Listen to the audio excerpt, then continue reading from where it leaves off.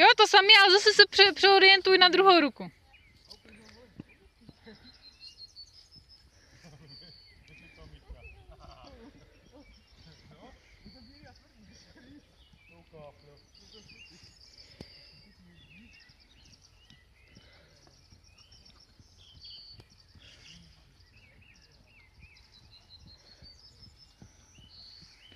Tak, pěkně klidnou ruku. Hlavně nevytáčet pěstí, ramena dozadu, opřít se do paty, koleno přiložené, holeň přiloženou.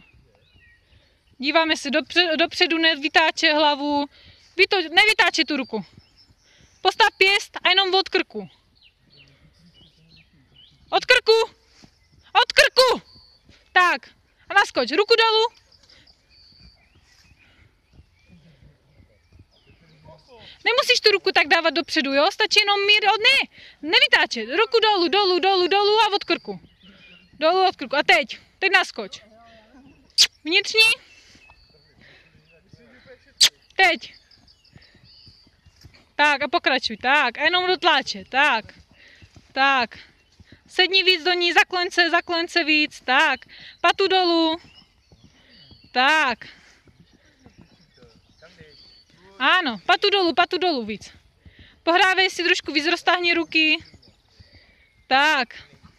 Ano, teď už máš dobře. Pozbírej, zase roztáhni ruky. Roztáhni, nevadí, pokračuj, roztáhni ruku. Roztáhni. Tak. Patu dolů. Bradu nahoru, pěkně jenom tlač.